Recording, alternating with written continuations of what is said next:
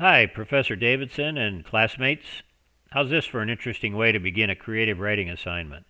This looks more like a slide for an anatomy class. I read the book Nine Stories by J.D. Salinger, and one thing I really like is his use of interesting vocabulary. As an example, please consider the word spleenlessly. Spleenless can mean without a spleen. Salinger uses it to mean that someone is free from anger or malice. As I said, I read Salinger's book Nine Stories for this assignment, but he is most well known for his novel, A Catcher in the Rye. And because of the prominence of Catcher in the Rye, my presentation will frequently refer to that novel. Nine Stories was published in 1953, and it is a compilation of stories which were originally published in 1948. 7 of the 9 had been in the New Yorker, and 1 was in Harper's Magazine. The short story, A Perfect Day for Banana Fish, was his first claim to fame.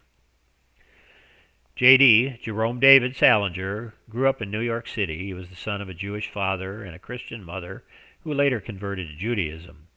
He attended public schools and later a military academy in Pennsylvania. He went on to attend NYU and Columbia University.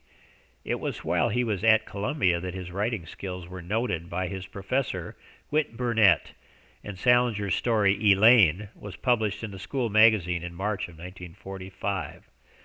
He went on to live in Austria for a short time prior to World War II, but at his father's insistence he left Austria, which was 1 month before the Nazis invaded.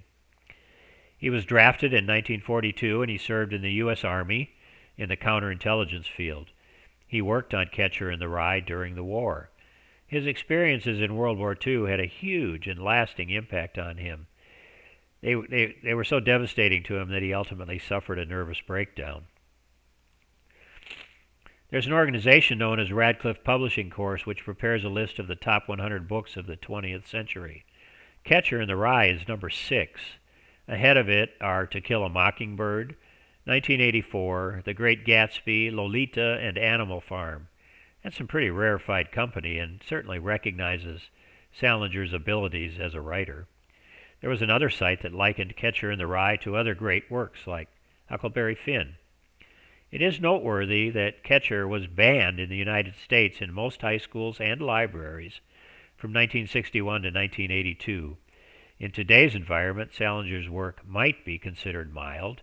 There's foul language, sexual content, violence, drug and alcohol use. Reminds me of a lot of the movies and such that I see today. As far as influences on his writing, he had a strong friendship with Ernest Hemingway, whom he met in Paris after the war. Hemingway strongly encouraged Salinger to pursue his writing. He also studied Guy de Maupassant, a French author who was considered to be the father of the short story. He depicted human lives and destinies and social forces in disillusioned and often pessimistic terms. Hermann Hesse provided a review of Salinger's work in 1953. Hesse was 76 years old at the time, and he was considered to be the reigning master of the coming-of-age short story. It is said that the review was a passing of the torch, of sorts, to the 34-year-old Salinger. Salinger's style and techniques, the items listed here are some of the techniques we've studied and are some of those that Salinger uses. As an example of metaphor in the story A Perfect Day for Banana Fish, Salinger is using the banana fish as a metaphor for consumerism in post-World War II America. There are references in the opening sentences about there being 97 New York advertising men in the hotel. In the story, the banana fish enters a hole to eat the bananas which are inside, and then the fish eats so many that it can't get out and it dies. Salinger is precise in his writing, but he does tend to be wordy, and he certainly challenges the reader with his vocabulary. Salinger also uses allegory, which is expressing huge, large, sometimes abstract, or complex ideas or commenting on society through a risky or a hidden meaning. It is likely that he cherished his youth, and so as an adult, he wanted to be a savior of children, like the character Holden Caulfield in A Catcher in the Rye. Holden Caulfield's red hat symbolizes Salinger's alienation from society and his attachment to childhood. Some observations about Salinger. It is considered that Salinger changed the course of post-World War II American literature. His stories do talk of coming of age. There are many that considered him to be a recluse or a literary hermit. I want to draw your attention to the words in red.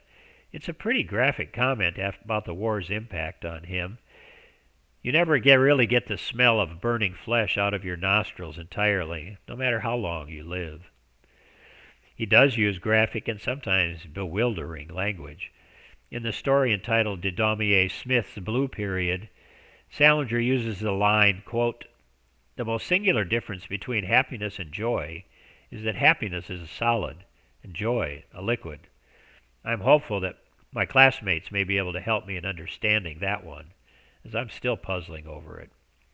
In the same story he writes, quote, "And quite spleenlessly, knowing as I did that my letter to Sister Irma was safely in the mail." Now, I don't think I would ever have thought of using the word spleenless as an adverb or an adjective, but the main character in this case is saying that he had no spite or malice in sending the letter which his boss knew nothing about. Some personal observations. Everything I've read by Salinger has the characters smoking cigarettes. I consider this an anachronism of the time, and that being the 40s and 50s in America, but it does seem somewhat dated.